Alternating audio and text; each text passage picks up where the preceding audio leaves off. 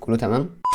ازيك يا عزيزي المشاهد؟ وحشني جدا جدا جدا. اتمنى ان انت تكون بخير، واتمنى ان الحلقه ديت تعجبك، لان بصراحه الموضوع غريب ودي سلسله جديده وان شاء الله تبقى حلوه. لان النهارده انا جاي اتكلم عن موضوع مهم جدا، او مش مهم بس انت هتتفرج عليا. ليه بقى يا عزيزي؟ عشان انت بتحبني وانا بحبك وانا ماليش غيرك يا عزيزي. المهم مش عايزين نطول الفيديو، انت عارفني انا ما بحبش اطول، فده فيديو من فيديوهات حنيكة الطفولة. طبعا مش لازم افكرك ان انت لازم تشترك في القناة وتعمل لي لايك والحاجات الحلوه دي. يعني بقى احنا خلاص بقى احنا بقينا اصحاب بقى، مش لازم كل مره اقول لك في كرتون بحبه جدا، وغالبا كده معظمنا بنحبه اصلا. بس انا النهارده مش جاي اقول لك ان انا بحبه، ولا جاي اقول لك ان انت بتحبه، ولا جايين نتكلم عن حبنا للكرتون. النهارده يا صديقي انا جاي اقول لك الاسرار والخبايا لكرتون شركة المرعبين المحدودة، وايه علاقتها بنظريات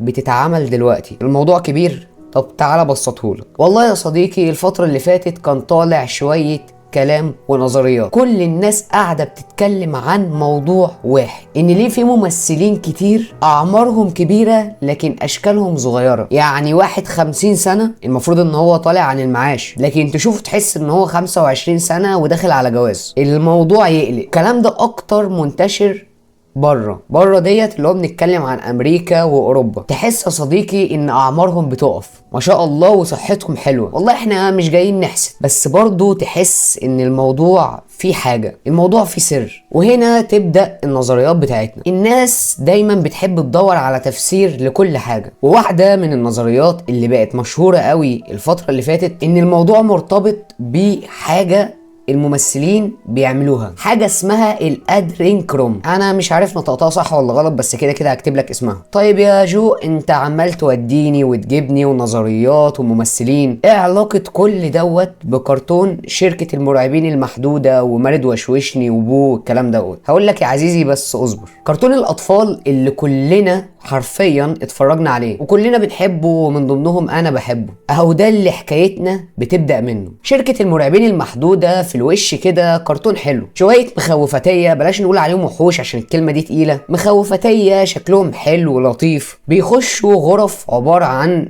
زي بيبان بتنقلهم لعالم البشر، وفي الغرفه ديت المفروض ان هم بيخوفوا الاطفال. والهدف كلنا عارفينه، ان المدينة اصلا بتاعتهم كلها عبارة عن طاقة من صريخ الأطفال. يعني عامل زي الكهرباء عندنا، بس بدل الكهرباء بيستخدموا صريخ الأطفال عشان يولدوا طاقة. خوف الطفل أكتر، كل لما تاخد طاقة أكتر كل لما مستواك في الشركة يعلى أكتر. وده اللي خدنا بالنا منه من أول الفيلم، ان كان في مسابقه مين اللي يخوف اكتر، وده طبعا في الاخر بيرجع لصالح الشركه. تحس ان كل حاجه ماشيه بنظام، شركه منظمه او مصنع او ايا يكن، وكله تمام ومفيش اي مشكله. ومن بدايه الفيلم هو بيقول لك ان كل وحش او كل مخوفاتي ليه طريقه تخويف معينه، يعني كل واحد بيتميز بحاجه. هنا بقى في سؤال، ليه الخوف بالذات؟ يعني ليه مثلا مش الضحك؟ والله لو اتكلمنا عن الموضوع بشكل علمي، فالخوف بيفرز حاجة اسمها الادرينالين. ومش بس كده، في ناس بتقول ان الخوف لما يكون شديد قوي بيبدأ الجسم يحول المادة ديت لمادة تانية اسمها الادرينوكروم. طبعا الاسماء غريبة فانا هكتبهم لك وما تاخدش على النطق بتاعي قوي. بيقول لك بقى ان المادة ديت بتعمل احساس نشوة غير طبيعي، بتديك طاقة وتركيز عالي جدا جدا، تحس ان في سحر في الموضوع. وهنا النظرية بتاعتنا بتبتدي، لان بيقولك ان في نخبة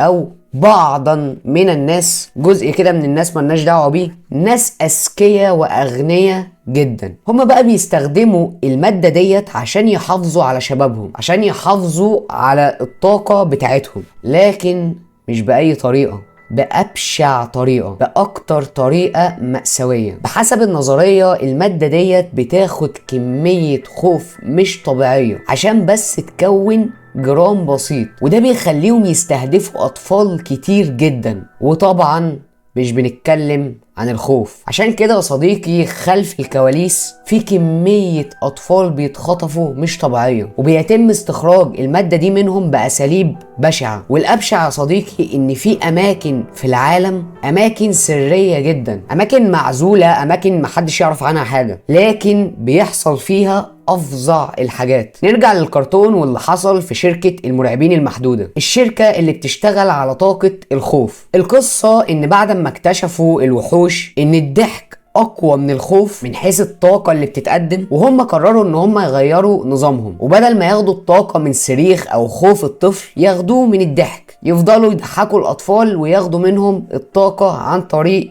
الضحك. وده غير نظام العالم عندهم. وفي القصة اللي اتلغت من الفيلم كانوا عايزين يورونا مارد وشلبي وهم بيتعاملوا في الحياة الجديدة مع فكرة الفرحة مش الخوف، وان الفرحة هي اللي بقت حل، لكن الفيلم ما اتعملش. طيب ليه ما اتعملش؟ ده موضوع تاني عن صراعات شركات وديزني وبيكسر، حاجة ليها علاقة بفلوس وسيطرة وكده. تعال احكي لك قصتهم. زمان كان بيكسر مجرد استوديو تصوير صغير بيشتغل على افلام رسوم متحركه بس على صغير شويه، وكانوا بيعتمدوا على ديزني عشان توزع لهم الافلام بتاعتهم، عشان الافلام توصل للجمهور كله. ديزني ساعتها كانت كبيره جدا وعندها سيطره شبه كامله على توزيع الافلام والشخصيات نفسها. وقتها كانت كل حاجه ماشيه عادي جدا، بيكسار بتنتج وديزني بتوزع، والاتنين بيكسبوا ملايين. لكن مع الوقت بيكسار كبرت وبقت شركه كبيره بحد ذاتها من غير ما تعتمد على ديزني، وده خلق توتر بين العلاقات. طب ايه حكاية الفيلم اللي ما اتعملش؟ هشرب وارجع لك تاني.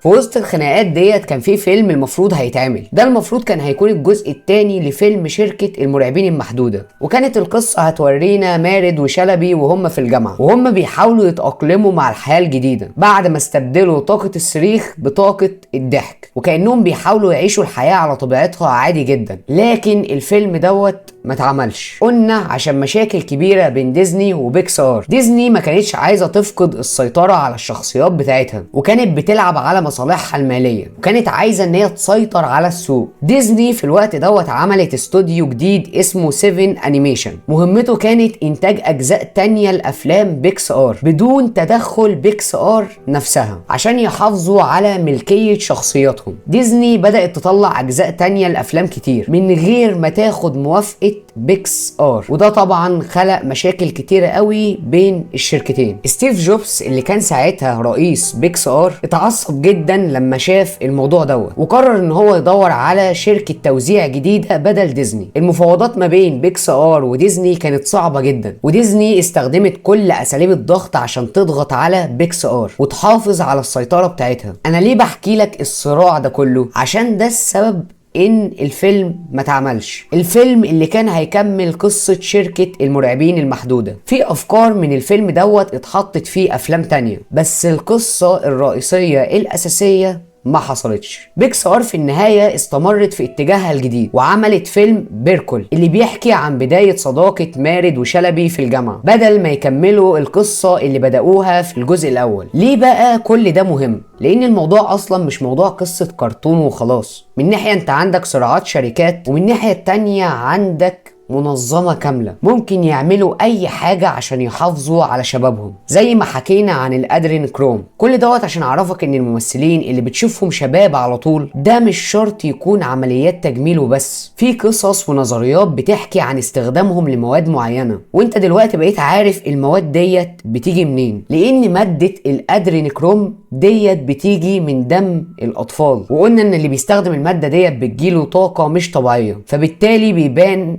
اكنه شباب. طيب هل كل اللي احنا قلناه ده بقى حقيقي؟ والله انا عن نفسي معرفش. انا جبت لك النظريات وجبت لك كل الكلام اللي بيتقال، ناس كتير بقى بتشكك، ناس كتير بتؤمن، ملناش دعوه. لكن الاكيد ان في حاجات غريبه احنا ما نعرفش عنها حاجه، واسباب اختفاء الاطفال الكبير جدا في امريكا دوت اكيد في حاجه. طب انا ليه حكيت لك اصلا الكلام دوت عن كرتون شركه المرعبين المحدوده؟ يعني ايه علاقه ده بده؟ لان قصه شركه المرعبين المحدوده قصه مصغره للي انا قلته لك، وتقريبا القصتين متشابهين، وهو اخذ الطاقه من الاطفال، وفي الاخر طبعا كل دي حنيكه مني. قول لي انت بقى رايك في الكومنتات، وانت ما تنساش تشترك في القناه وتفعل زر الجرس وتعمل لي لايك على الفيديو دوت وتشوف الفيديوهات القديمة وبس كده.